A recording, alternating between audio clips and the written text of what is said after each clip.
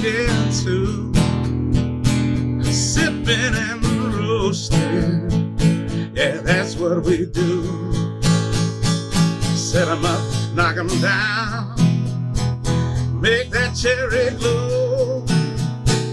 Whiskey and cigars, the gentleman's cologne. Cheers, y'all.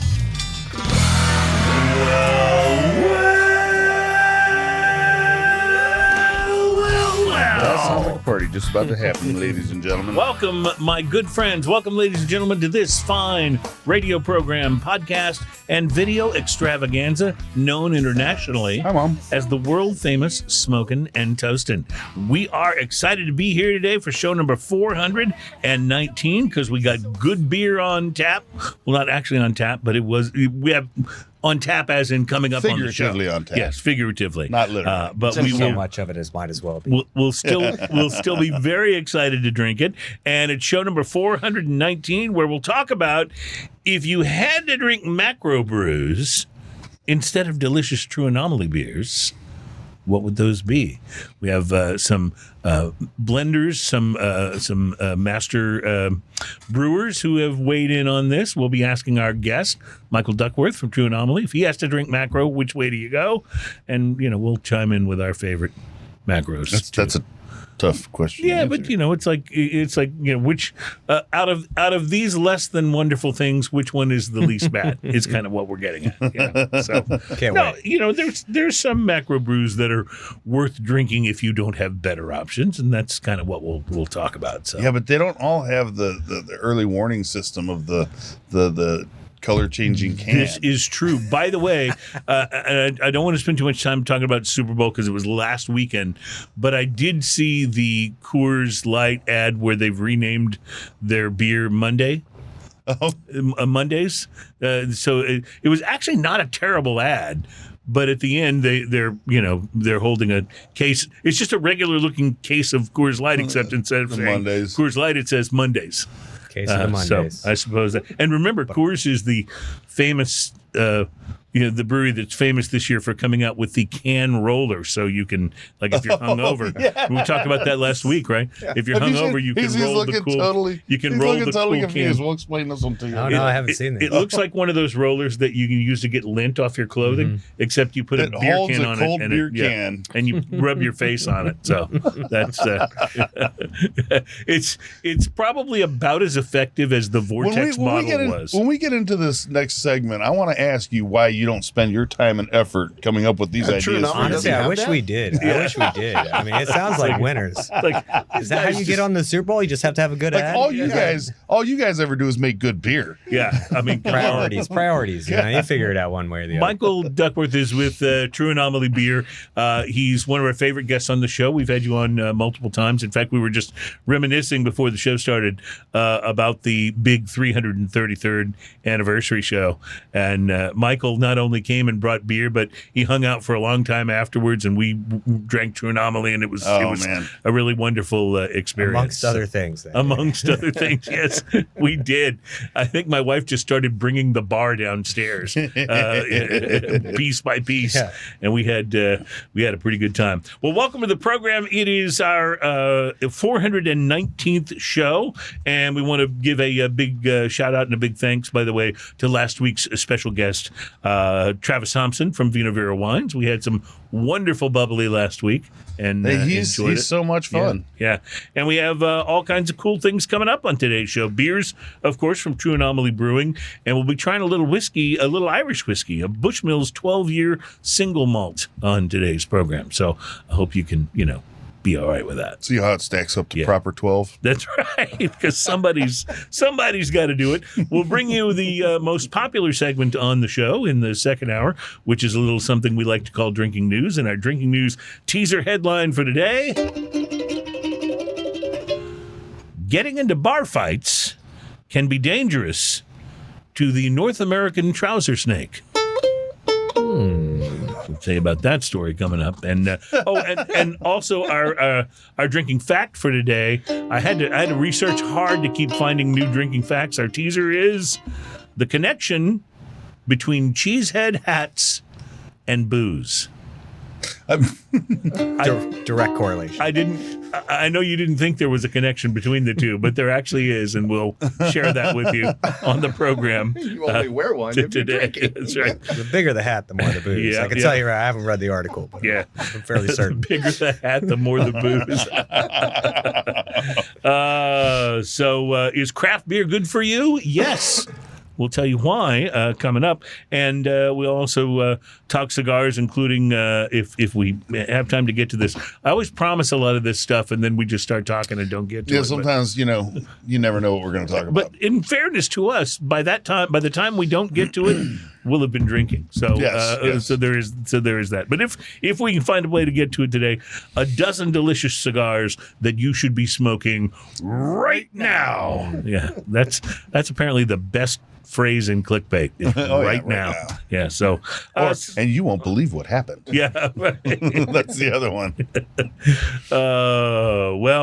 We are so glad that you are here for the show. We have a lot of fun stuff to do today, including something that Ian brought for our drinking pleasure or not, depending on how Drinking it goes pleasure down. or displeasure. Ladies and gentlemen, it's time for the beverage of mystery.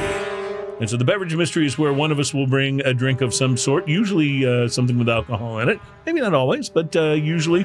And we will smell it, we will taste it before knowing what it is, and tell you what we think. And the only person who actually knows what the beverage of mystery is the person. Look at the look on his face while he's smelling it.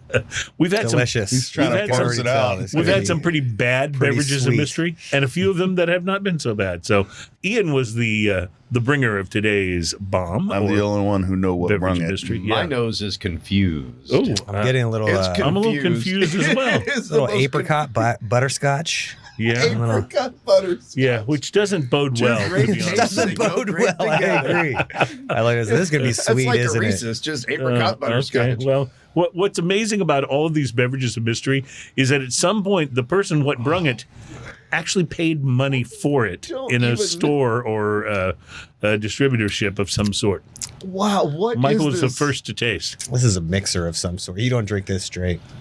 I don't think this is made to put in. Now that you've said, a mix, I was thinking maybe it's some sort of mixed drink. Maybe Really? it's some sort of like It's an aperitif. Or I think it's fine. This is bad. Of course you do. I think it's fine. This is bad. It does have something nice and sort of snickerdoodleish on the finish, little cordial here. but before you get to that, it's pretty rough. You think so?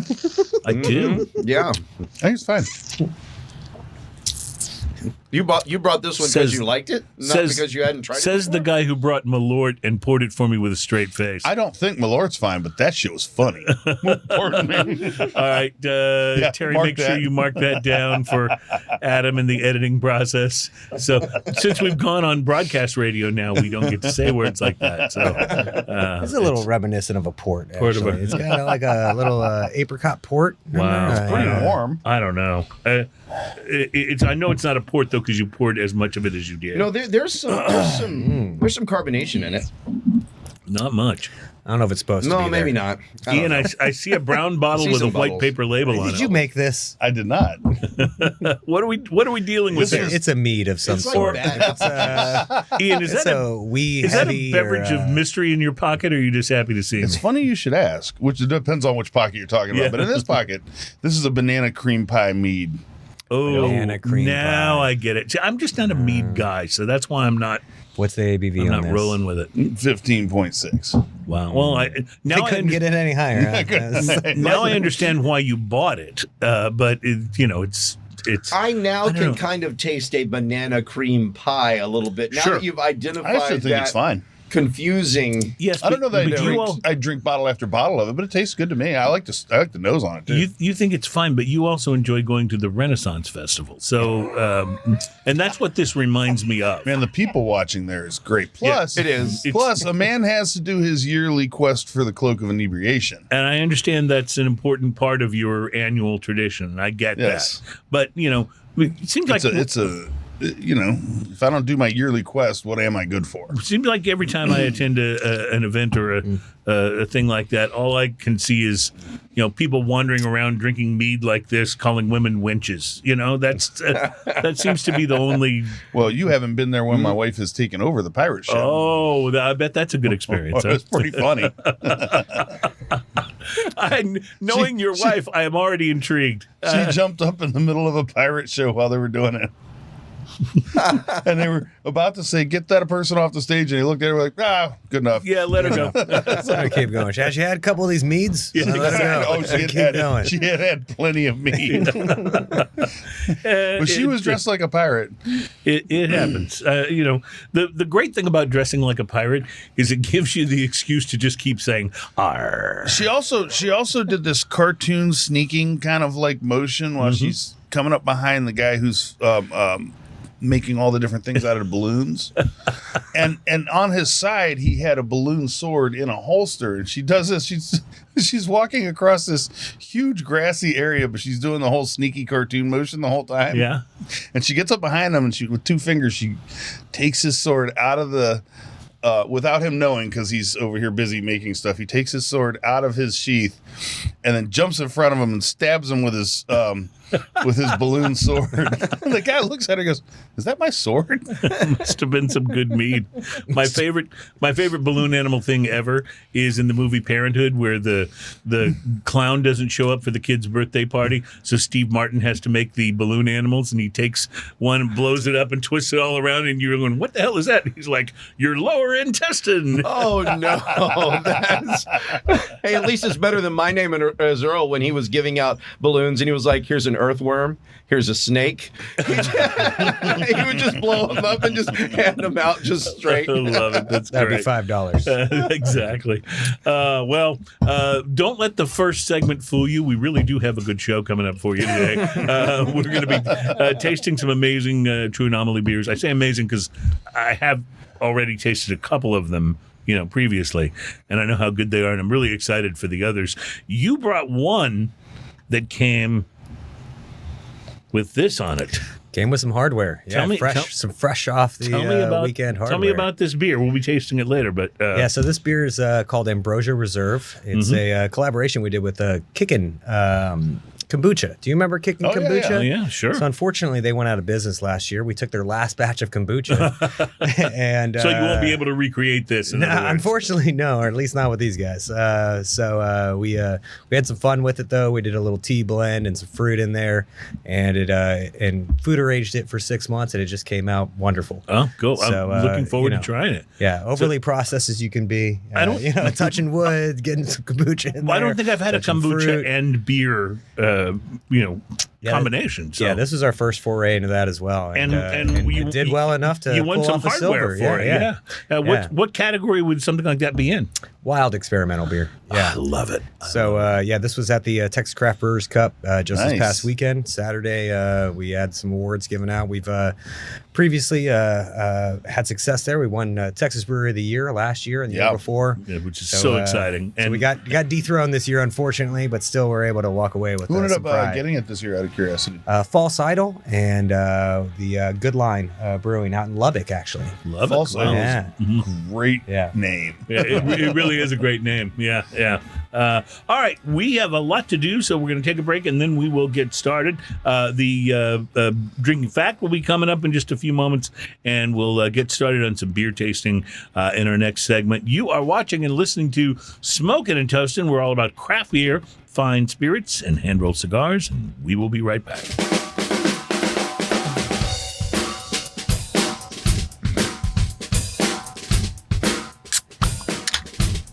That was nice. The beer can is truly a perfect percussion instrument if you think about it. But you only get one shot at it. Then you have to go for another can. Welcome back. It's Smokin' and Toastin'. Our program is all about craft beer, fine spirits, and hand-rolled cigars. We'll be tasting some craft beers from True Anomaly today. In fact, Ian is pouring that. But while he does that, it's time for one of the newer segments on the show. And now it's time for another Smokin' and Toastin' Drinking Fact. This is the segment of the show that exists entirely so we can play that fanfare. That's right. the only reason. That's the only reason it's still here. But these are true facts about drinking, and here's your fact for today. Despite having a population that is 85% smaller than California, the state of Wisconsin has the same number of bars.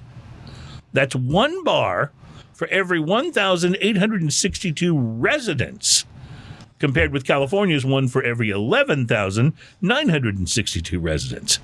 And don't get me started on the number of hats shaped like wedges of cheese. I bet though, unlike California, people are allowed to smoke in convenient places like, outside. Yeah, possibly. I haven't been to Wisconsin in a long time, so I don't know what's still happening there. But I do have a bonus fact for you. The inventor of the first cheesehead hat, and you know what I'm talking about, right? Oh, yeah. The first cheesehead hat made the chapeau by cutting it from a cushion from his couch. That is mad haberdashery right there. Most likely after spending quite a bit of time at one of those plentiful bars. Can you imagine the guy going, you know what I need? I need a hat shaped like cheese. And you know how I'm going to get it, eh? I'm going to cut it out of my couch. Honey, could you get up for a minute? I got something to do. Hold my beer. Oh, my beer. So there it is. For Got a show couch cushion. I got some spray paint. We are making this happen. I don't think he intended it to be a cheese hat. I think he just went and made himself a couch cushion hat. Yeah. And then it got all chunked up, and somebody went, "Oh, is that cheese?" I think you're probably right. Well, there you go for show number 419. That's today's drinking fact. I'm thinking we should move the drinking fact to later in the show, because think how much more enjoyable that fanfare would be after we've been drinking for longer. It just would get better and better, better and better. Speaking of better and better, True Anomaly Brewing here in our hometown of Houston has been, I think, making beers that are just, they've gotten better and better. This is one of the finest examples in my mind of a brewery that came onto the scene when there were so many other craft breweries opening and really staked their position, staked their claim. Almost everything you guys release, or maybe everything, is somehow space or astronaut or NASA related, and you guys are very creative. So this beer is called Scout. I'm sorry, is it Scout? No, we're doing. Sorry, that was our Scout drinking was what beer. I was drinking earlier. This beer is called Comandante, and it is a Spanish lager. We have actually had this on the show, but it's been quite a while ago. And tell us about the origin of a Spanish. I didn't know they made lagers in Spain. They do. Estrella Damm's probably the most popular. I know that. Yep. Spanish lager. I know that lager. But as far as the lager itself, it's more similar to Euro lager. Generally speaking, you might find it's different from an Italian Pilsner, not as sharp on point. This is a little bit more rounded, 100% two-row, and we use a hop called Mistral hop, which gives it a nice little floral characteristic. So it's just very easy drinking, which is one of the things I love about Scout, your light lagers. It's just so crushable, so easy to drink. But this is every bit as crushable as well. Has become one of my absolute go-tos. Although over the last week, since you gave us those beautiful 3 cases of beer, there's only one left though now. No, there's actually 4, but one of them stayed in the house. I was going to say, no, there's not. But I've been revisiting some of the other lagers, and they're all fantastic. Yeah. Excellent. Yeah. There was a big sort of focus by a lot of craft breweries over the last 2 years on pilsners and lagers, and I think it's because the IPA thing became so ubiquitous that everybody said, "Okay, what else can we do?" and kind of responded to maybe a little bit of IPA backlash and started moving into the lager space. But yeah, so lagers are number 2 behind IPAs, right? And, so you have 3 different general ones now, right? We do actually. So this one was. Came to fruition because we did a collaboration with a gentleman by the name of Mike Lopez Alegria, MLA for short. He was the commander for AX-2 on an Axiom flight, so private astronaut, so kind of a new venture out in the astronaut world. Obviously, they previously were all kind of under the NASA umbrella there. They can't go sponsor things or align themselves with brands. Now we have some private astronauts. They can do that. So this is kind of one of those unique opportunities we had to do a collaboration with an astronaut. He was born in Madrid, and he said, hey, make me a Spanish lager. So we did our best. And did you know at that time that there was such a thing as a Spanish lager? No, we had to go investigate this. So I love that. But he's like, hey, it's research. Yeah, he said I was the worst kind, I tell you. So he had to go show us some different varietals that he said, oh, here's what I like, here's what I think would be very similar in style if you could make something like that. And we figured it out, and now it's a year round for us. This is so drinkable, but has so much flavor to it. I just love. Tell me the name of the hop in this again. Mistral. Yeah. Nice. Sounds like an album by Heart. Comandante Spanish Lager. Comandante Spanish Lager. And this is available ongoing? Is this right now, HEB, Total Wine. Go check it out. Pick some up. For sure. All right, we'll take a break. We'll be back. We got to find out what Ian had to smoke this week. And I smoked something very special, which I'm excited to tell you about. So it's all coming up. It's Smoking and Toasting.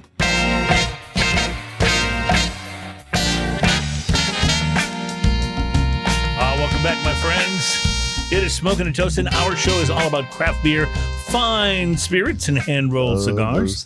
We are thrilled to have you on the program today, and we are going to be tasting lots of beer. We're going to be doing lots of lots of fun things, and we want to give a big shout out to one of our radio affiliates, KBAR 1230 AM in Burley, Idaho. Thank you guys for having the show on. Awesome. We appreciate it. Ian, you had an opportunity, I assume, to smoke something interesting this week. Want to talk about it? Boy, did I. I went out to my patio. That's a good bar, I understand. Yeah, they let you smoke. So it's, you can even say leave the bottle, and they will. Yeah. It's like an old Western there. Feels like the last time I was there, you asked me to leave the bottle. There's he asked me to leave the bar. There's wild animals, and like my dog, and some cats. So I picked up a Raw Dog by Oscar Valladares. Oh, you're a fan of the Valladares. I love cigars, all things Oscar Valladares. He makes great cigars. The Raw Dog, however, is an interesting cigar. Okay. Because if you look at this picture right here, it's pretty raw looking. It's 5x60. Its construction is made of a non-existent wrapper. It doesn't have a wrapper. It's literally that's why it's the Raw Dog. Honda and binder and a Honda and filler. Wow. And that's it. Right? So fascinating. And I thought it was like an OnlyFans page. So I guess I mean, it might also be that. He checked it out. Yeah. Right. It's the appearance, cappuccino in color, rustic, veiny, uneven surface, texture, and firmness. I would imagine, yes. Shaggy foot, no cap. Like there's no cap. There's no cutting it. You just start smoking it. You just light it and go. Single band made out of that kind of raw paper kind of, stuff. The pre-light sniff on is like a sweet hay, earthy, and hints of mocha and coffee. Pre-light draw, no cut necessary. Effortless draw, sweet cappuccino and rich earth with hints of mocha and fresh hay. Initial light on this, big and smoky with campfire and a bit of spice. Retro is very peppery and woody. The first third of this sweet and creamy cappuccino with a nutty and toasty backbone. And underlying cedar note, following that up. Retrohale is pepper and wood and slightly salty. Solid ash, perfect burn. Proposed pairing, Buffalo Trace or a cocktail like Buffalo Trace with ice. Lager or a blonde ale. I love that cocktail. Yes, that's one of my favorite cocktails. Lager or a blonde ale. Or a lager or a blonde ale, which I actually tried all three of those. All of those options, yeah. Yes. So I did the whiskey sniff with this, and Buffalo Trace just hit the nose just nice. right. I love it. The second third of this slightly chocolatey with toast and a sweet nuttiness to it. Cedar and salty earth with cappuccino and pepper notes weaving throughout. Massive plumes of dense smoke make smoke rings almost effortless. The retrohale is pepper and wood and salty. Solid ash, good burn. The last third of this pepper and sweet cappuccino mixed with salty earth, toast, and sweet nuttiness. What's not to like? Retrohale is peppery and woody. Solid ash, good burn. This cigar comes in at $6.50. obviously you're saving a few bucks on the wrapper. Yeah, I was going to say. No wrapper tobacco. Solid $5, man. At $6.50, this cigar it's fun. It's nice. It's something different. It's not the same flavor profile as you're used to getting. It's a different experience, and it's kind of fun, and it's hideous to look at. Yeah, it's not going to win any beauty contests. That's for sure. It's hideous, but it's kind of like I said. It's called a raw dog. It's kind of a fun thing. Love it. Well, it sounds like it was pretty good even without a wrapper. Yeah. Yeah, at $6.50, man. I usually will pick up a few and toss them in my humidor because when I want something just different. It's I love it. I love it. Well, I'm going to have you pour our next True Anomaly beer here. And while you do, I've been threatening to share this. Making me work. I've been threatening to share this on the show for some time, and I really wanted to get to it today.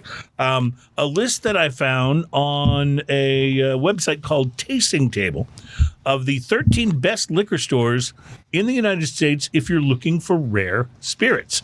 And of course, once I share these with you, people will run out and buy all the rare spirits, and by the time you get there, they won't be there anymore. But in case you want to get a jump on it, here are the 13 that are listed in the article. And I found this very interesting because most of these I had not ever heard of. The first one's in New York City. It's called Astor, like Mary Astor, Wines and Spirits. It's in New York. The next one is in Costa Mesa, California. It's High Time, HI-Time, Wine Cellars in Costa Mesa. Again, these are places where you are supposedly more likely to find some of the things that you've been trying to find but not able to find at your Specs or Total Wine or wherever your more sort of mainstream places, because they sell out so quickly at those places. So Revival Vintage Bottle Shop, which I just love the name of, in Covington, Kentucky, is on the list, as is DeVeco Liquors. That's DAVECO, DeVeco Liquors in Thornton, Colorado. And there's a picture of it here in the article. It looks like they took over like a Stop and Shop or an old Kroger or something and just put a new logo on the front of it. I was watching. It's funny that this list come up because I was watching a YouTube thing about the best same theme. Yeah. And one of the liquor stores they had on there had taken over an old bookstore. Oh. And it was like the coolest looking liquor store. I love that. I wonder if there was still that old book smell that I love so much, that sort of leathery, mahogany like wood. Musty tome. Yeah, musty tome. I remember that. And it sounds like this might be that kind of a place. In Chicago, Illinois, there's a place called the House of Glunz, Glunz. That was one of them on there. Yeah, you said that was on your list. So that might be a good thing. They say like Chicago's. That's hard not to remember that name. Yeah. It's been a staple of the Windy City since 1888. Wow. So I wonder if they've still got some bottles around from back then. Linnell's Beverage Boutique in, of all places, Birmingham, Alabama. So maybe a lot of like moonshine and stuff from back in the old days. There's a spot in Bellevue, Kentucky. Interesting. Multiple Kentucky entries here. Right. Yeah. So, and I always think of Kentucky as a state where there's really not much of anything to do, but apparently shopping for. They have whiskey. Yeah, they have whiskey. The Party Source is the name of the shop in Bellevue, Kentucky, that you might want to check out. Los Angeles has a shop called Barkeeper. Cool name. I don't think I've been there. I've been to a few liquor stores in Los Angeles, but I don't think I've been there. Calizione in New York City, which looks like kind of like one of those expensive restaurants that you go to where they have wine like all the way up the wall. Right, and no prices. Yeah, and no prices, exactly. And Spencer Lynn Wine and Spirits Merchants in Mystic, Connecticut.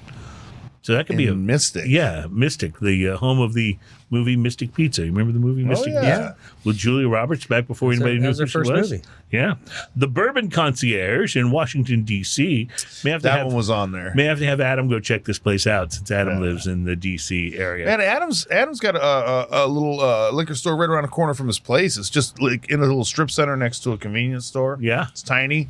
And they have great bottle selection. I mean, right there on the shelf and at actual retail, not secondary. They had Eagle Rare, they had Blanton's, they had a few others just sitting there. And I'm a little surprised because it's in Washington, D.C., and those politicians can drink. Let me tell you. So I'm surprised there's anything Yeah, because left. I couldn't buy any bottles because I was going to be flying home. But I asked, I was like, hey, what's the price on those? And he's quoted 2 or 3 different ones up there, and they were all retail.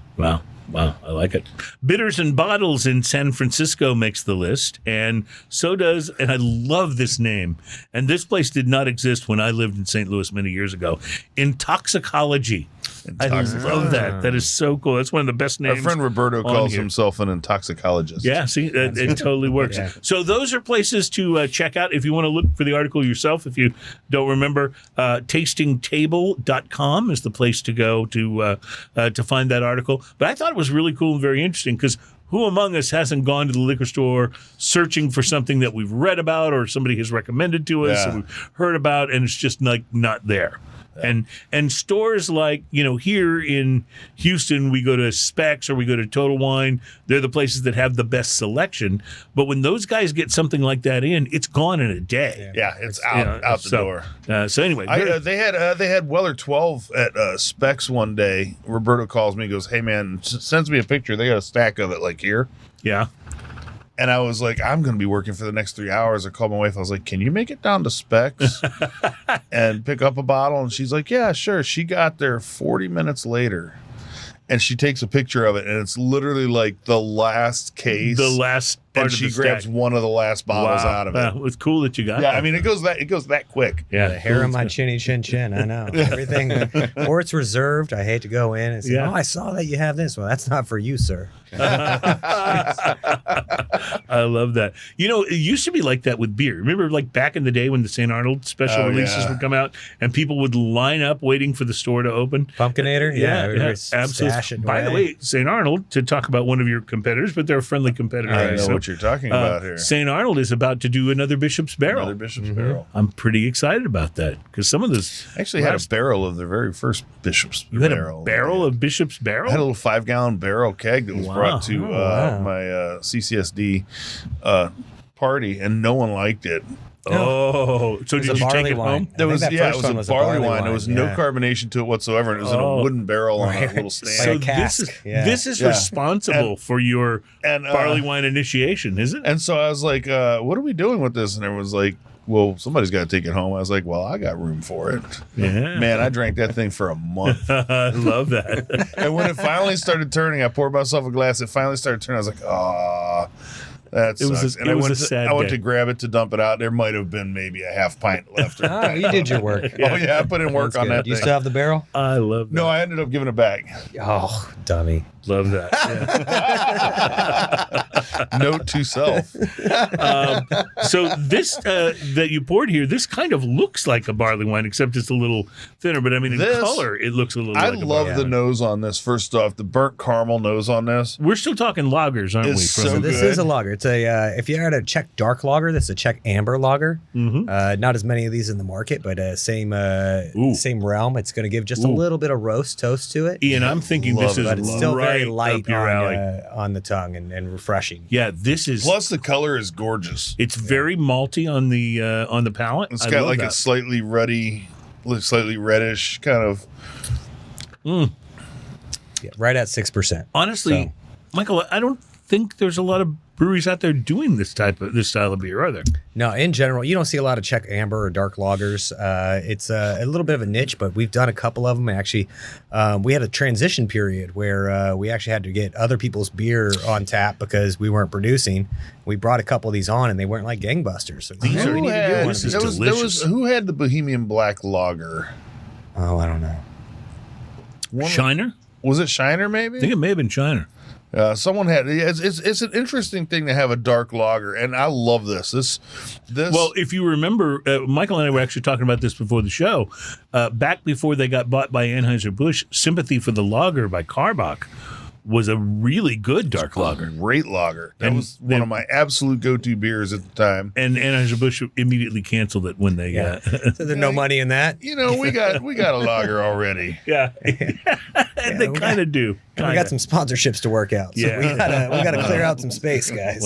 Well, this is spectacular. I mean, seriously, this is a wonderful beer, and it's so like it's so unusual in terms of what you normally find on the shelves. This is called check down, and that's of course a sort of that's like a term for when you're getting ready to launch the rocket, right? You're doing the check down? You do a check down list, but also kind of a phrase, there's no down in space, right? So, so you're just kind of free float a little bit. So you have enough of these and you start feeling like an astronaut. I wonder how hard it would be. Nice. It's a little double entendre about it, too. I wonder how hard it would be to drink one of these on the International Space Station, like in zero gravity, right? You'd have to squeeze it, right? Yeah, the carbonation's going to be the problem. Really? So why is that? Tell me. Yeah, because it's gonna start. Basically, carbonation wants to release, right? In general, without any. So your beer can may explode. Together. Yeah, so it's not going to enjoy the launch very much. The atmospheric pressures aren't going to be great. Same reason why if you go on that's why you take a barley wine. Yeah. And a commercial flight, you could pop a bottle, just from the changes in atmospheric pressure. You start going that far, the gas isn't going to. So are you telling me then that there's no beer on the ISS? There's no beer on the ISS. There's some spirits from time to time, usually brought up by the Russians, but occasionally, bunch of vodka sitting around up there. Let me then just take a moment right here and now on the show to salute the American astronauts who've gone to the International Space Station, making such a noble sacrifice so that the rest of us might learn more about space and all the things that they study. And be without for so long. And be without beer for how long? Yeah. You remember the ones that are stranded up there, like they've had to like. Oh yeah. They're like, I just want a beer, man. Just come get me. I just want a beer. At this point, I'll have a Montucky Cold snack. No, don't say such things. Blasphemer. So Butch and Sonny should be coming back this next month, and we'll have a case waiting for them. I love that. See, this is why you guys are so awesome. So coming up, I'm going to ask you, I know you're still in the process of building out your new facility. I want to ask you a little bit about that and how that's going. That's taken a little longer than you guys thought, I think. So I like that. It's closer to my house. Yeah. So one day we'll actually open there. I like that I can see it from my house. I'm just going to go start hanging out for no reason. Well, I can see your current place. I don't know if I can see your new place or not. Yeah, so I don't know. I think it's around a bend. Get out that telescope. All right. Let's take a break. It's Smoking and Toasting. We'll be right back, and I'll tell you what I had to smoke this week. It was good.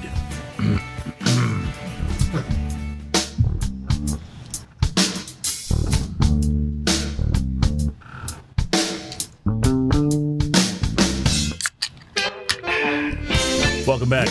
It's Smoking and Toasting. Our program is all about craft beer, fine spirits, and hand-rolled cigars. Michael, during the break, Michael Duckworth from True Anomaly Brewing is with us here. During the break, you mentioned that it was your master brewer that came up with this idea for this check lager. Yeah, so Julie became our head brewer about at the beginning of last year. Okay. And she's had a lot of great ideas to bring to the table. This is one that she was also honing in on. So this, I think, is maybe one of her full whole recipes that she's brought to the table and that we're doing. So I love that you have the female head brewer. That's, it's just so cool. There's been a lot of articles that I've seen about how women are influencing the beer industry. And it's really, from what I've read, it's been in a really positive way. Yeah. And I can echo that for your head brewer. Yeah, I appreciate it. Yeah, more and more. And at the end of the day, she was our assistant brewer. And for us, if you're doing a good job, you're going to get the job. I love it. So promoting she was doing a hell of within. a job. And, we didn't really focus too much on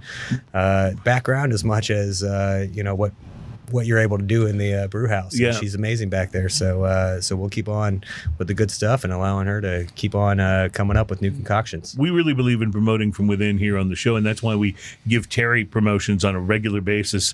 They don't come with salary raises, but they're promotions all the same. Right. You let him have a little beer. That's right. Yeah, exactly. Well, I want to tell you about the cigar that I had this week while Ian's pouring and passing our next beer. If there are two things that you could take away from listening to the show about me, they would likely be A, that I'm an AJ Fernandez fanboy, and B, that I'm kind of a cheap bastard. I'm always on the hunt for the next great bargain cigar. Did you do a bargain cigar as well?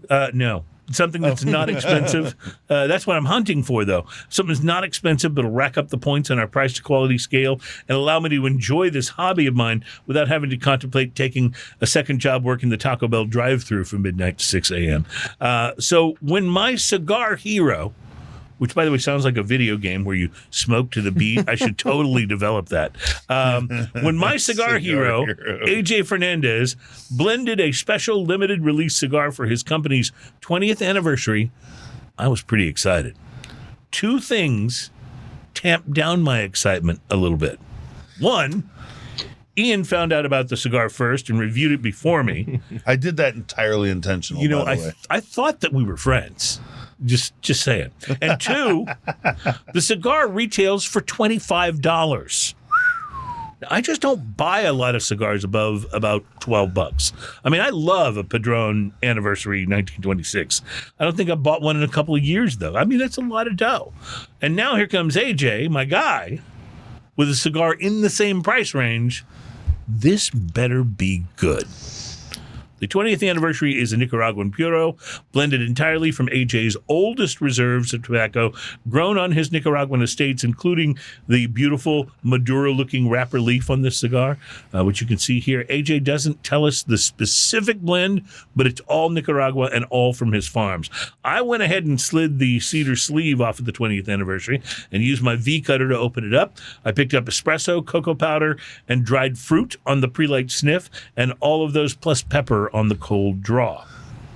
Like a schoolboy on prom night, I couldn't wait any longer.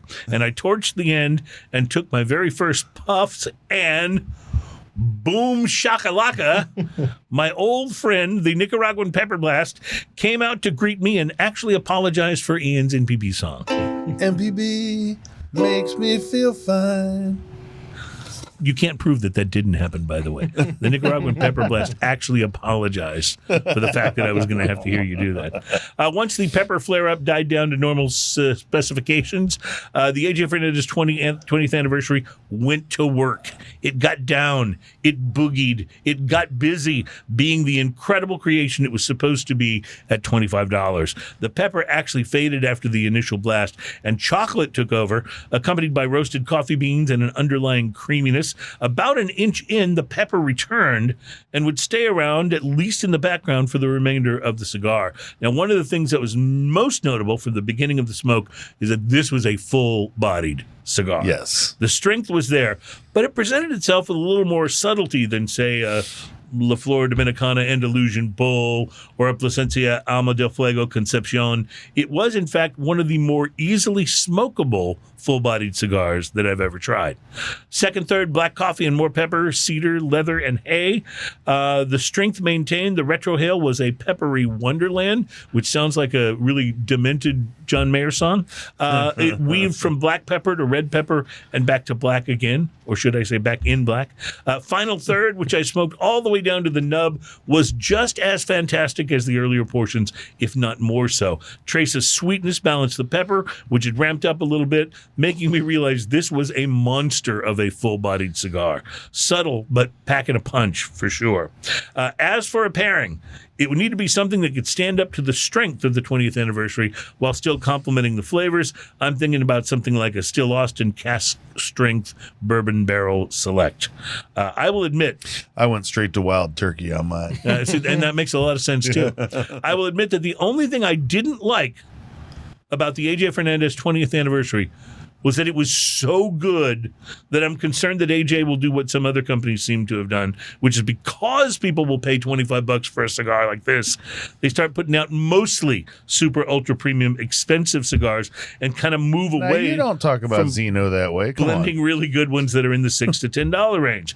That said, I do not feel like I overpaid for one of the most enjoyable cigars I've ever smoked, the AJ Fernandez 20th anniversary Toro, price to quality 6. 6 out of 25. At 25. At $25. Okay, so our price to quality scale, for those of you listening, did you get that? Those of you who be listening up in the north. I hate to see something happen to use.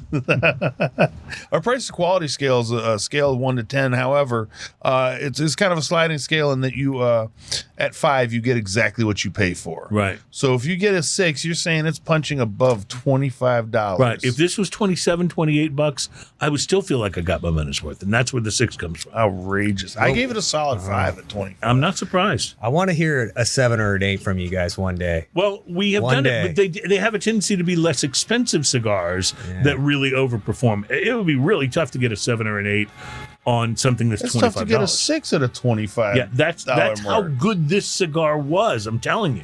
I did give the Black and Mild, I gave it a 9. Yeah, All right. Yeah. Black and mild because it's $1. yeah. It costs less than $1. We got to take a break. We'll be right back. It's Smoking and Toasting.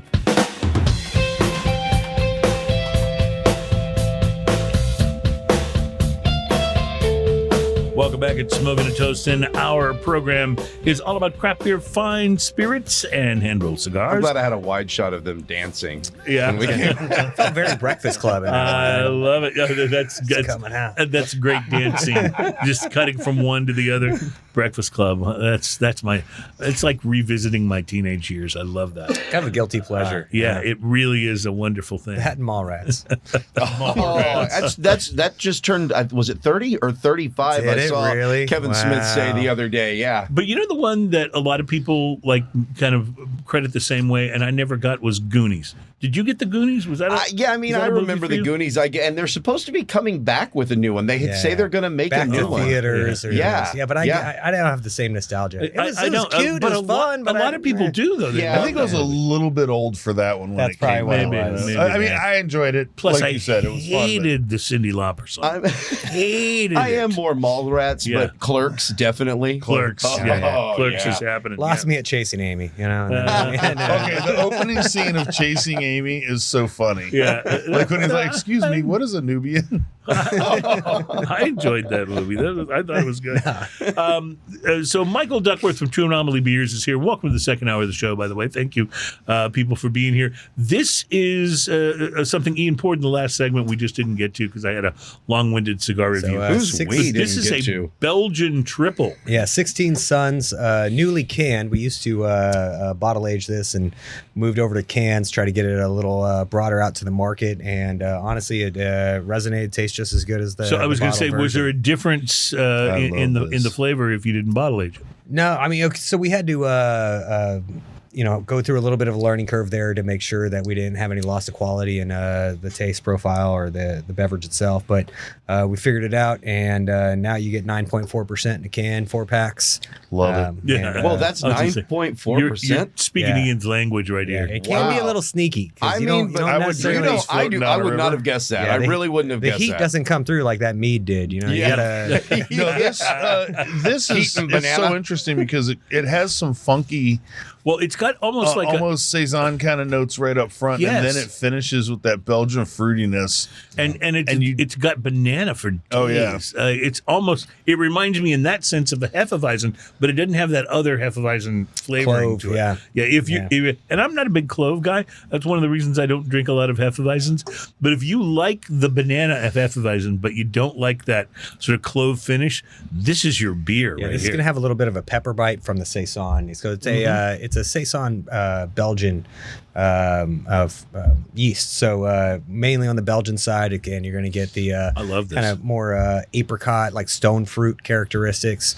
But again, 9.4%. This at 12-ounce cans, those can sneak up to you have 2 or 3 of these. And I had no idea. I mean, I've Cruz, only had 3 when he beers. came back, he said, well, we didn't get to this in the last segment. I was thinking, who's we? Because while you were doing your cigar review, I pretty much finished mine. What do you think of this? It's excellent. All of this today is just absolutely. True Anomaly's got it great. going on. That's one of the reasons we love having Michael on is we don't Yes. we don't have to just try to be nice about your beers. Yeah, exactly. And in fairness, we don't really do that. We're not really nice people, but these are just so enjoyable, Really good. so good. I absolutely love it. Ian, you said that you would drink this floating down the river. I would drink Is that- this floating down the river. Yeah, Yes. I had a feeling. So slap the bag. I had a feeling. All right, so let's now Fill up my shift. Camelback with it. Let's now shift a little bit from really excellent craft brews to macro brews. An article in VinePair, which is a very cool website, by the way. If you don't visit them regularly, you should. They're big proponents of craft beer, but they asked macro brewers what their favorite macro brew was. If you That's had to have microbrewers. I'm sorry. Yes, they asked microbrewers or craft brewers what their favorite macro brew was. So just in case some of you guys' favorites are on this list, let me ask you first, Ian, if you have to go macro, what's your go-to? It's tough. If I have to go macro, what am I going to drink? Say you're at a bar and they just don't have any. Probably Say Budweiser. you're at Buffalo Wild Wings, which is a perfect example, and you walk in, you've ordered your wings, and then they inform you that they're out of Sam Adams. and you're screwed. You have only. No, I look like Willem Dafoe at the end of Platoon. No. You're sitting there looking at be honest, 37 taps. I have been in that situation. To be honest, And what there's I a- generally do is order iced tea. There's a and I'm not cup over joking. the Sam Adams. Yeah. I But need that sweet tea now. Thanks. okay, but let's imagine we're at a friend's barbecue, Okay. And yeah, and you don't want to be rude. and he's right? got Miller Lite. He's got Bud Light. Yeah. He's got Budweiser. He's got a few other things. If they don't have Lone Star is going to be my next one. Lone Stars. Yeah, that's a good choice. All right. So Lone Star is going to be my next one. And then if I go past that, it's going to be straight up Budweiser. Which I don't think is very good. I don't really like the flavor all that much, especially when it's warm. But if you get it ice cold, you can drink it fast enough to not taste it too much. What about you, Michael?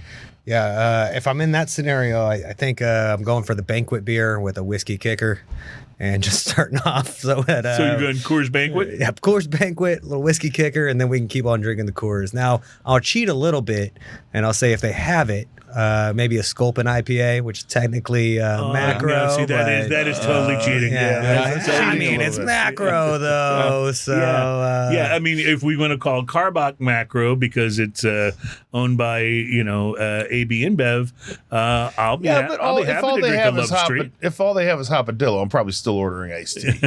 I'm not even joking about that. So let me say, because I'm an IPA guy, and when Hopadillo came out, I absolutely loved it. And I kind of burned out on it a little bit. And right around the time that they got acquired by AB InBev, I was kind of burnt out on Hopadillo anyway. Stopped drinking it. Had one a couple of months ago. It wasn't bad. It was a pretty good IPA. Meh. Yeah. even a blind squirrel finds a nut every once That's in a right. while. No. Solid, man. I thought it was okay when it came out, and I don't think it got any better on my palate. Well, for me, if I had to go macro, and you're going to accuse me of cheating here, Guinness. You know what? I was wondering if that was going to be a possibility. That's cheating. Yeah. Yeah. But it is a macro But brew. it is macro. Yeah, I mean, true. there's nothing. Yeah. It's not much bigger. I want a Pilsner or Kel now. Yeah, It's exactly. Yeah, See, but they those usually are- don't have that either. Go for that. How about you, Terry? I don't Which way know. would you Maybe Miller High Life, the champagne of beers. go? So it's interesting because in this article where Am I living the high life? in this article where they talk to different craft brewers, Miller High Life actually was the most mentioned beer by craft brewers in the article. I'm going all to right. point out when we did our light beer blind taste test. Yeah. Miller Light was on everybody's top list. Right. Yeah. It was in everybody's top 3. Bud Light Yeah. was on nobody's Yeah. top list. And I can tell on a you, blind taste test, I can tell you as someone who, before I really discovered craft beer, I drank macro beer. Miller Lite was my go-to back in that day. Yeah. It was, Yeah. and I liked it much, much better. And see, without Bud going Light. light on that, that's why Miller High Life. And then I agree because Michael said, the banquet beer there, the Coors Banquet beer, not Coors Light. So here are the I top. like that, yeah. Here are the top 7 from the brewers that they surveyed. And again, unscientific survey, but this is what the brewers said. Coming in at number 7, Pabst Blue Ribbon. PBR. I won't do a PBR, but I appreciate. I mean, I wouldn't choose it, but I appreciate what it It's what like it the is. original, Right, Of exactly. It all. At number 6, Negra, they got a blue ribbon for it. Come on. at number 6, Negra Kind of. Modelo. which I do order sometimes at a Mexican restaurant. See, I Negro wasn't Modelo. even thinking along that lines. I'll get Negro Modelo. Yeah. Which I do order that sometimes. Except for the foil in your mouth, it's pretty I good. do hate that part. Why did they put that on there? Fancy. Yeah. Why does they put that on there? Is it for the same reason that you see so many sparkly dresses at a quinceañera? I think it might be. I think it might be.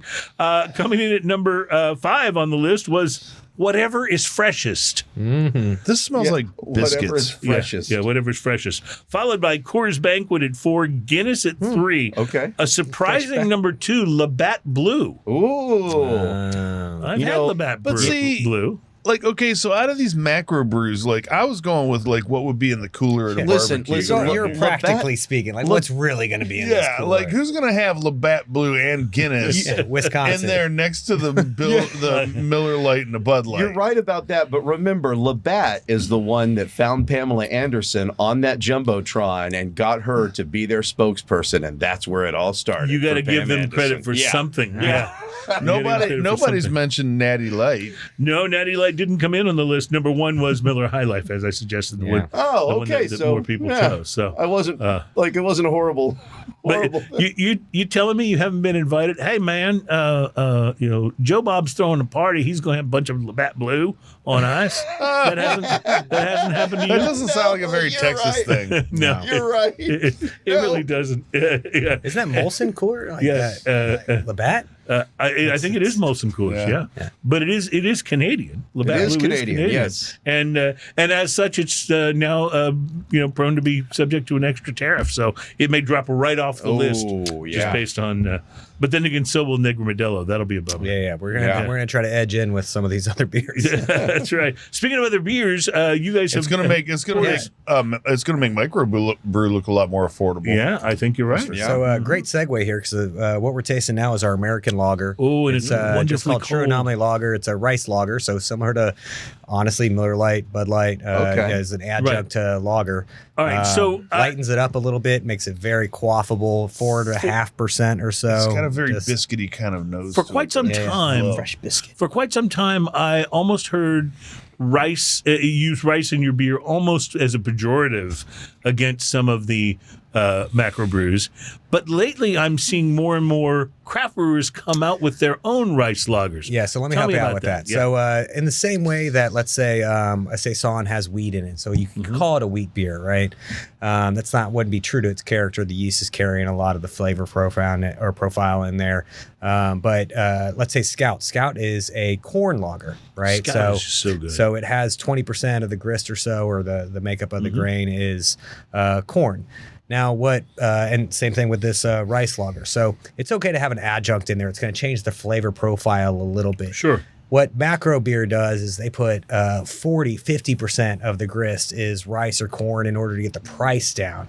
And then they do a high yield. So like the ABV that's on this beer, that's the ABV we're brewing to. They're going to brew a 9-10% version and then literally water it down, Like purified dilute it. water, hopefully, Yeah. dilute it down to the desired ABV, right? So that's where you're getting the, kind of sketchy economies of scale. They're really a little taking bit watered advantage. down taste. 'cause Yeah, you're going to get a guess lot what? more rice or that little thin flavor. So Right. these are still, good-bodied beers that carry the day, although they can still be light patio pounders. You can also see it in the viscosity of the beer. It's not that this is super viscous, but if you compare this to a lot of those other beers, Right. you can see the difference just in that. Yeah, and it's the craft. It is. It's the craft version of the everyday American lager you enjoyed growing up. So point age easy. anyway. So This is what easy to drink. Budweiser should taste like. Well, that's Yeah. 100%. If Budweiser tasted like this, I would drink it. 4% ABV. At 4.9, I think. So 4.9? you're still doing good work there. All right. I'm kind of digging it, and I love, by the way, this one that we're drinking right here is really cold, and I think that really helps, especially this particular style of beer. The Yeah. colder, the better, in my opinion. Yes, True but Anomaly unlike the macro brew version of these beers, this, when it gets warm, will still taste Will just still fine. taste good. Yeah, that helps. 100% right. All right, we are going to take a quick break, and we will be back. You are watching and listening to Smoking and Toasting.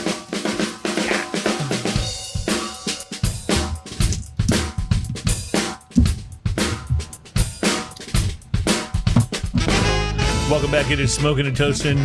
Our program is all about craft beer, fine spirits, and hand-rolled cigars.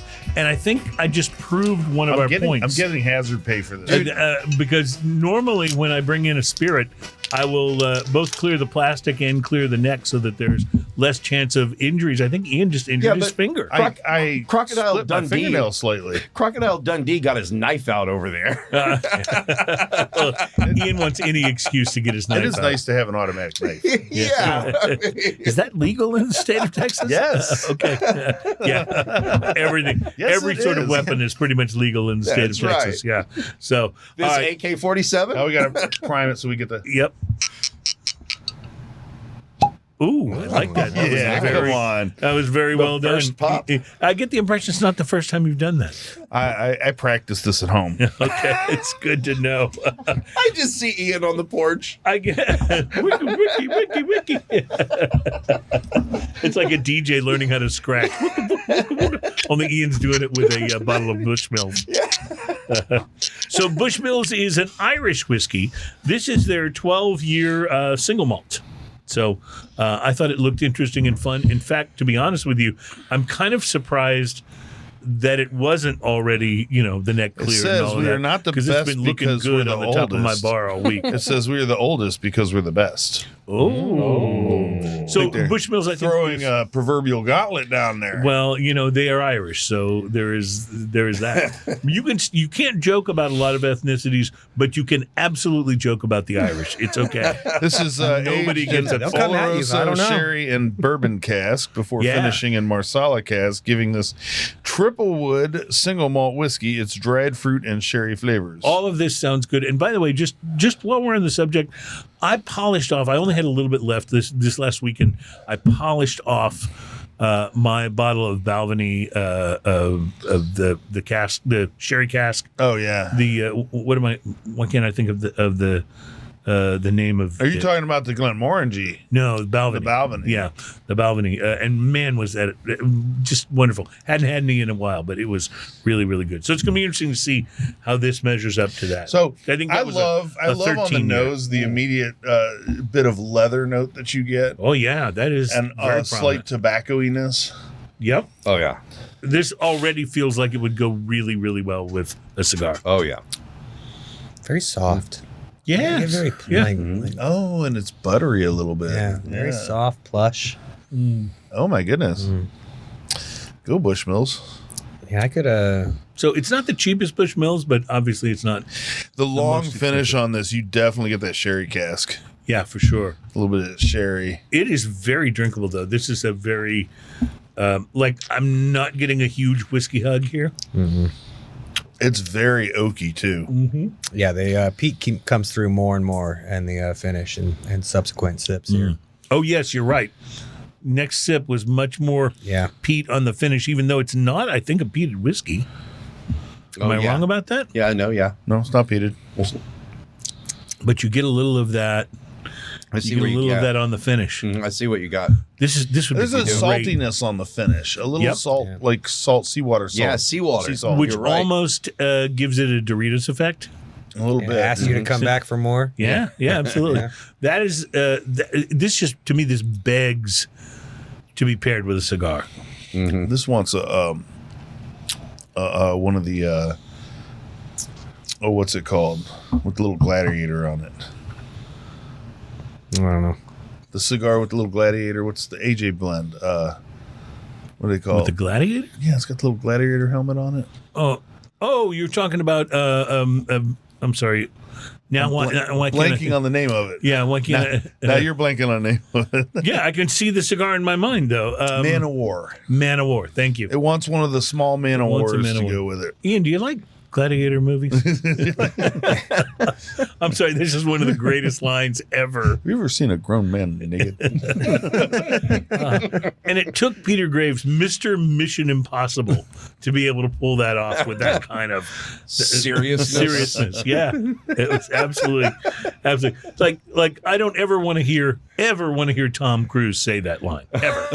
Yeah. But Peter Graves, it was like that was funny. There was a that's right. great interview with Leslie Nielsen.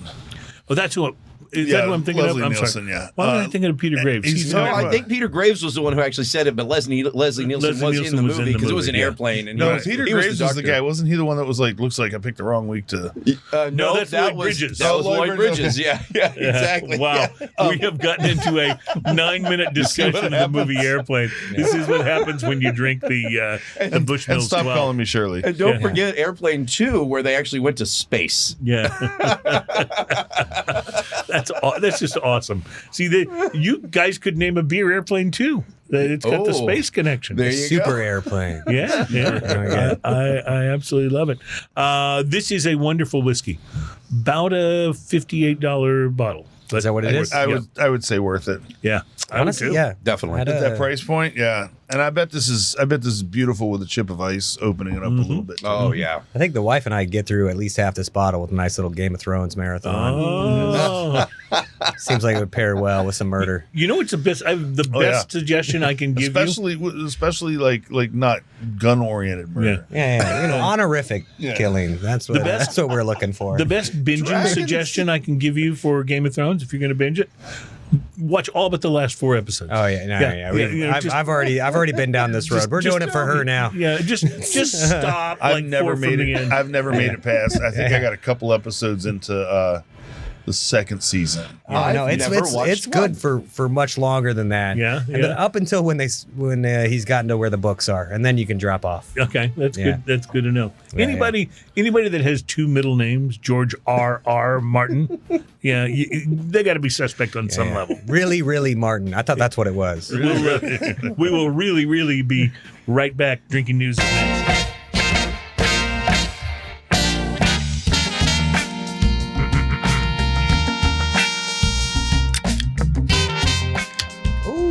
Welcome back. It's Smoking and Toasting. Our show is all about craft beer, fine spirits, and hand-rolled cigars. Whenever we're doing the show and you're popping the top during the bumper music back, I can see it. I'm expecting it, but I'm wondering what it sounds like if you're just driving along in your car, listening to us on one of our radio affiliates, and you hear that popped up. Does that make you like, I gotta go buy some beer? Like, does it have that? I look in the rearview mirror and see if the cops are coming. Yeah. Like, oh shit! Did they get me?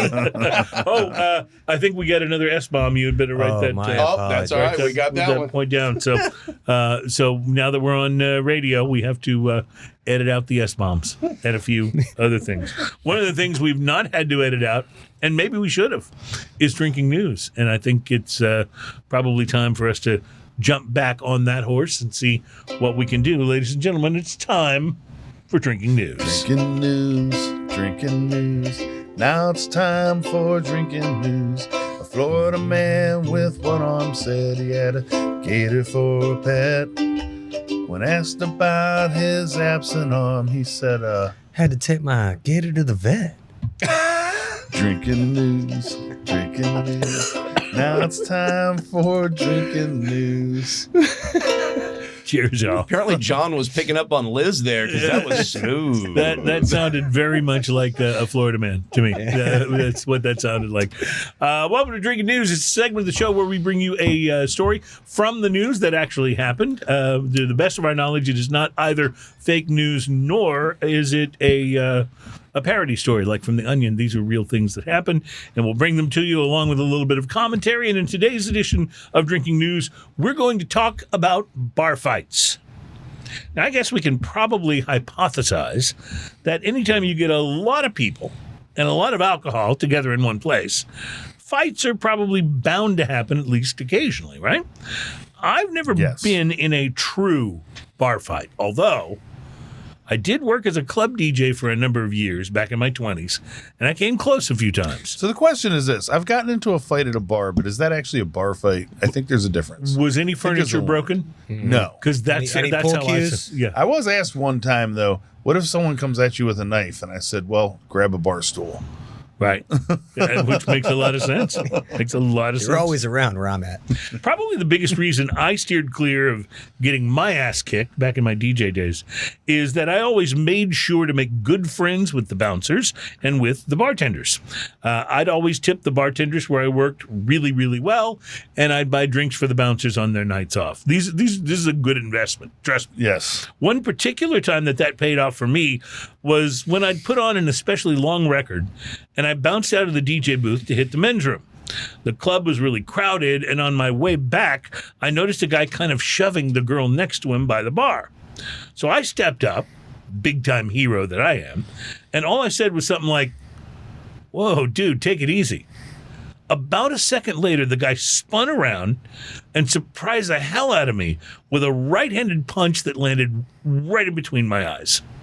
It knocked me off my balance, but as I fell backwards onto the floor, I could look up and see 3 of my friendly bartenders leaping over the bar, tackling my assailant, and beginning to beat the living crap out of him. Within what seemed like seconds, a bouncer joined them, and then basically he took over the agenda of giving the guy a royal big-time ass whipping. Me being a tough guy, I sprang to my feet immediately, announced, "Hey, I think my record's running out," and hightailed it to the DJ booth. Just for full transparency here, there was plenty of time left on the record. I know you're shocked. But the point of my story is not so much that I'm something that rhymes with Quick and Schmidt, but rather that I've seen some bar fights pretty close up, and I've determined that no matter how much I have had to drink, I really want no part of them. Like Pee Wee Herman, I'd rather get up on the bar and do the tequila dance to diffuse the situation and avoid the fisticuffs, if you will. And while they might be fun to watch in a movie, bar fights in real life often have bad or even tragic endings for the participants. Besides the distinct possibility of getting your ass kicked, there's a good chance you'll spend at least one night in jail. Dang, that hurts, don't it? And maybe even in a holding cell with the guy you were fighting. So, but some bar fights do, in fact, turn out worse than others, which leads us to our main story in today's drinking news. A Canadian man... I don't have a tune for Canadian Man. Just play something by Rush. All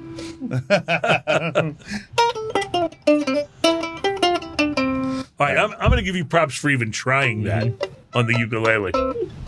A Canadian man experienced this firsthand last month while drinking at an establishment called East Village Pub and Eatery in Fort McMurray, Alaska. Fort McMurray, Alberta, not Alaska. In Canada. Police say that the Canadian man had been drinking in the bar, became quite intoxicated, and then started arguing with patrons inside the establishment before the dispute finally spilled out into the parking lot and into the street. Now, at this point, let me remind you, this was last month. This bar fight happened in the month of January. According to climatedata.org, temperatures in the low single digits to below 0 are normal for Fort McMurray, Alberta, Canada in January. That's pretty cold. According to the Canadian authorities, at some point during the melee, the aggressor's pants fell down. And, wait for it, his penis apparently became stuck to the ice on the ground. No. Now, if you've ever done that ridiculous thing... This is a little bit like that scene in Christmas Story. Yeah. If you've ever done that thing where you stick you your were tongue... saying Christmas Story. I was thinking actually Harold and Kumar's Christmas Adventure. They actually have one where that actually happens. Well, if you've ever seen A Christmas Story or done that thing where you stick your tongue to a frozen metal pole, you can imagine what that must have been like for this poor guy. Heavily blurred photos that were posted on Facebook show that the man's member is basically glued to the ice, even as people try to help pull him off. Just pour some alcohol on it. Yeah, get some hot water on that. The incident won the man his notable 15 minutes of fame when it was reported on. Dude, that's not a good way to spend your 15 minutes. And the blurry videos were shown on America's most trusted news source. No, not CNN or Fox. The most trusted news source.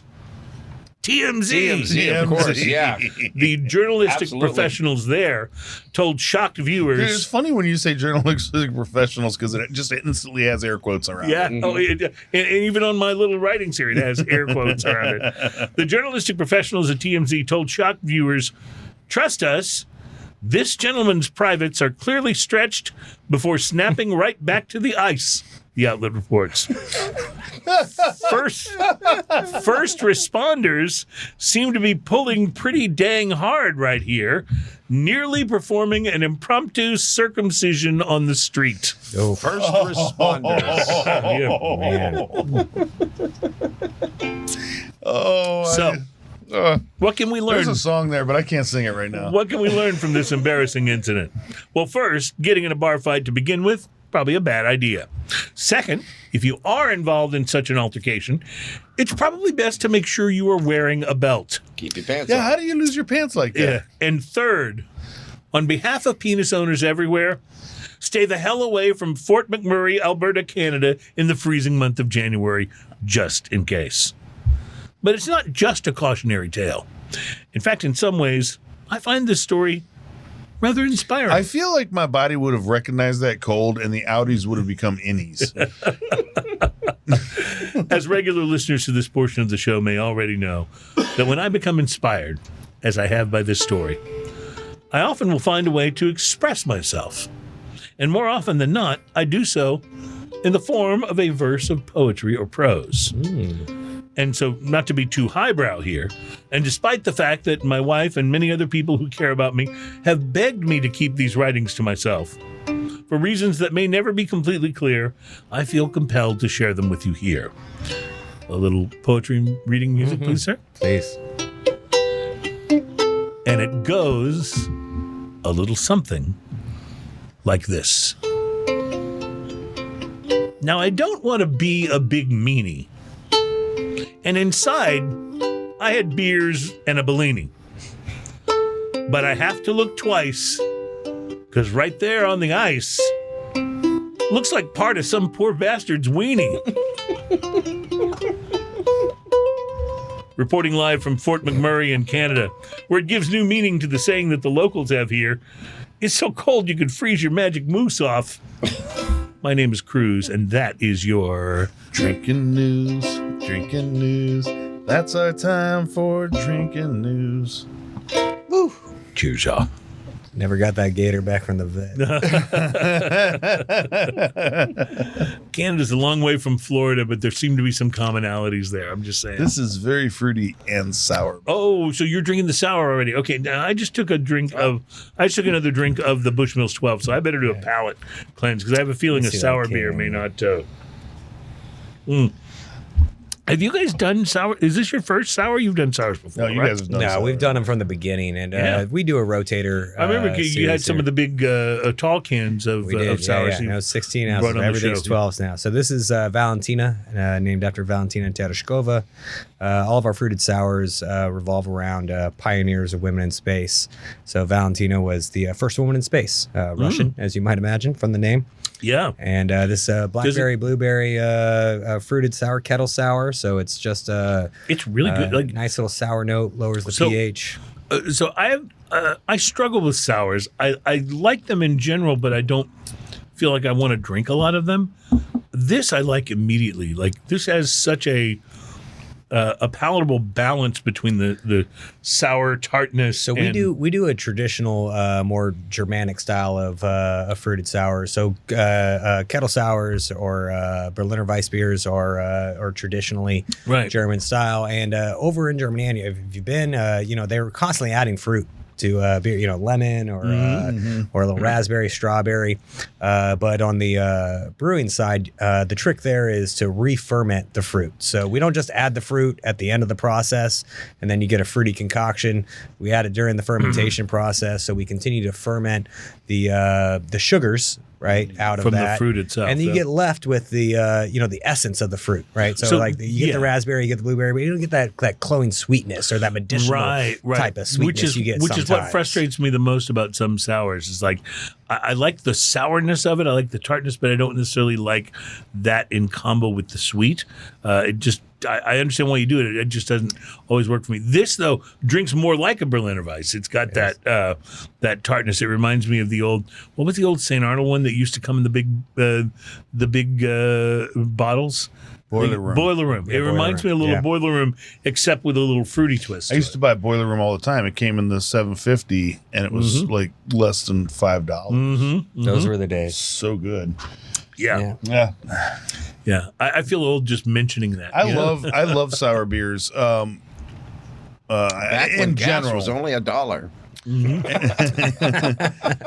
general, as a Just 3 style, years I love, ago. And that's how I met your mother. I love the sour beers. I don't love every sour beer, but when they're done well, like this is so good. The finish on this is so interesting because the finish doesn't last that long. The finish cleans up really short. quick. Yeah, and the Berliner Weiss, if you had a good Goza, it does something similar. You Yes, have I like agree. sea salt, coriander, like Yeah, the salt yeah. hits, it's nice, and then you're like, okay, well, I'm kind of Right. ready for It another doesn't sip. linger and leave that sour to just And this has a little bit of that saltiness on the finish, like a It Goza. does, yeah. And we're very specific, and also not having that kind of burn. You know when you have it just keeps on dropping pH. You get that acidity. It really is. I feel like I need some Tums pretty quick, type situation. So this also doesn't have, a lot of the fruited sours will have a sort of a thickness, almost like a lactose thickness to them. Yeah, no this lactose doesn't have in that these, at no. all. And I'm glad. Like it doesn't seem to want it. No, and weirdly enough, these are some of our lower calorie options. Because again, we ferment all those sugars out, right? So you don't have a smoothie sour. This isn't going to weigh you down. You're going to have this. You're going to still feel pretty light and bright and spritzy, and go do whatever the hell you were doing. Gozas are generally like that too. They're lighter in ABV. Yeah, in general. Yeah, and this they're one is 3.5%. not lighter in ABV though. This is 5.9. 5.9. So I mean, you're adults. You're going to be okay. No, I'm fine with it. That's the lighter side. That's the lighter side of what I generally drink. That's the lighter side of Ian. Yeah. And frame of reference, what we all grew up drinking is about 4.5%, right? So those all those macro beers, those are 4.5%. This isn't. Just a little notch up. Isn't that a Merle Haggard song? You're staying on the lighter side of me beer. Something like that. I don't remember. We can make it one pretty quick. Wow. I actually really, really like this. Now, it probably would not go with the Bushmills that we just had.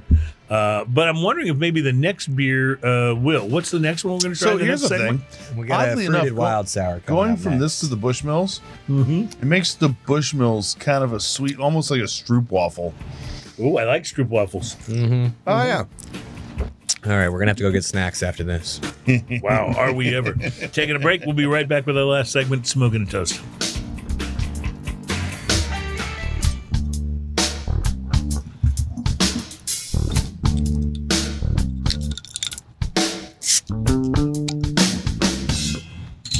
Welcome back. It's Smoking and Toasting.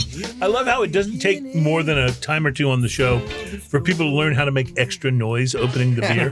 Michael knew to rattle the opener around a little bit. It's just absolutely perfect. Welcome back. It's Smoking and Toasting. Our show is all about craft beer, fine spirits, and hand-rolled cigars. It's show number 419. Look at how Thank you beautiful for that being beer here. is. Yeah. So Michael Duckworth, True Anomaly Brewing, pouring our final beer, and I just want to say I'm really excited about you guys finally being able to get close to opening up your new space. Tell us what's happening, and last time you were on, you were talking about it, but it has not opened yet, correct? Yeah, so we're still real excited about the opportunity to expand over there in the East End. So we've been working hard at opening up what we're calling our forever home, our hub. We're hoping in the future we can still have some, satellite bars out in the Clear Lake, Kingwood, Woodlands, Katy area. But first and foremost, we got to establish our base of operations. Right. We've been over in the East End for about 6 years or so. Right. And the East End, or what we call here in Houston, we call it Edo, East Downtown. Edo? That area, yeah, Edo. I know, I love that. We didn't make it up. No.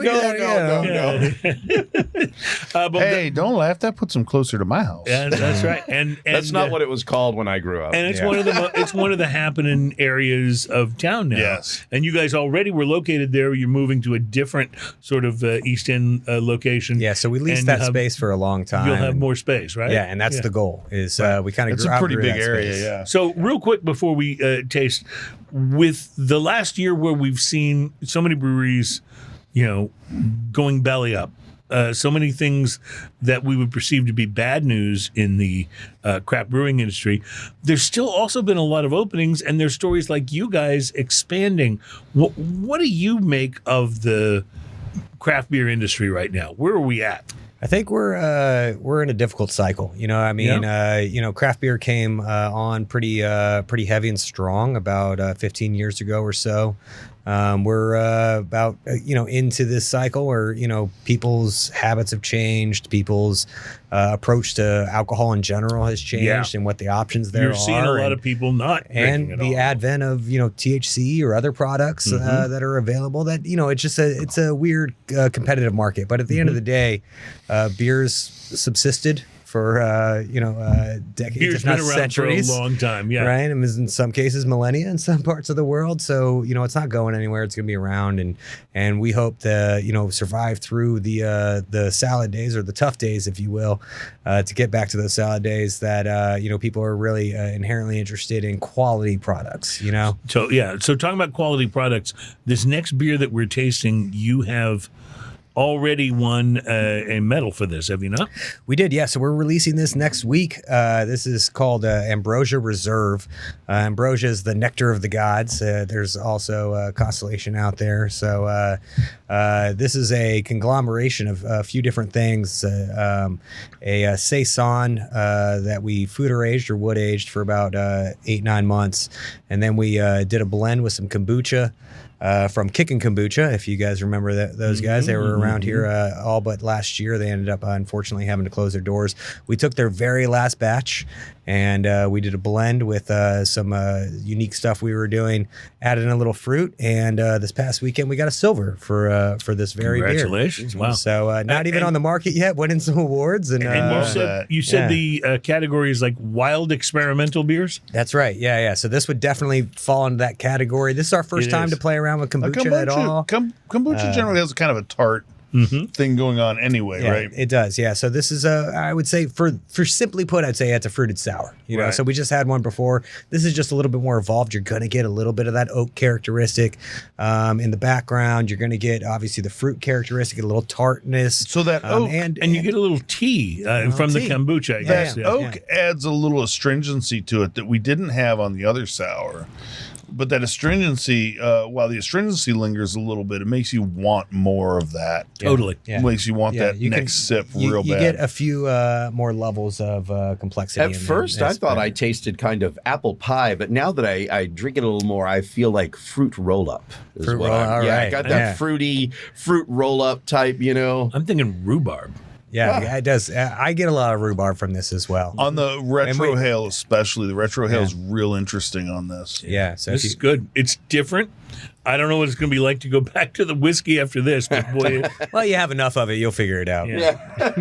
I'm going to go ahead and try it. It'll bother me less and less the more we try it. What do you think? Same stroopwafel effect. Really? Yeah. I love stroopwafel. I think you're going to get that for sure. That raspberry rhubarb. Again, we've been doing these styles of beers and many like it over at Anomaly for since our opening.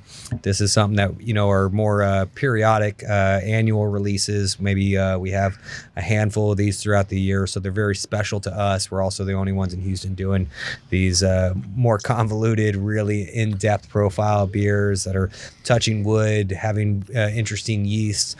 Kombucha again. Our first time to go foray into something of that ilk, but turned out pretty well, and obviously the people agreed. So yes, so fun stuff. The weirdest thing when you go back straight from a sip of this to this, it's almost like corned beef.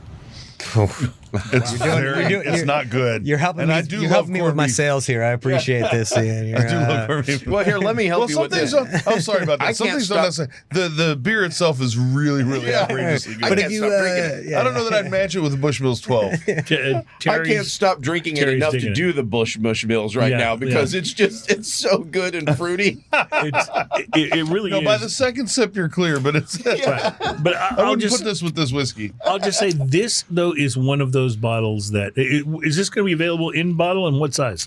It is this size right here, so 500 milliliter. It'll be going out to Total Wine, HEB, hopefully in the next week or two. I love this bottle shape too. This is still one of those that you want to open when a friend comes over and share and talk about. It's that kind of a beer. Yeah. This is the kind I would crack and open when I just want something very different, and I could totally have this whole beer. Sure has been fun having you on, Michael. it. Thank you for being here. So glad you guys are still rocking at True Anomaly. You're absolutely one of our favorite breweries. We love you guys, and we appreciate everything that you do. Thank you. Love you guys. Thanks for having me on. Next week's show, oh my God, Ermagerd. Liliana Rodriguez, our tequila expert, joins us. It's going to be a fun show. We'll see you then. Until next week, it's Cruz and Ian and Terry and our guest Michael Duckworth reminding you what the Joker said in the Batman movie. Never rub another man's rhubarb. Salud. Have a great week. Cheers, y'all. Cheers, y'all. Cheers, y'all. Cheers, y'all. You're still in the lovely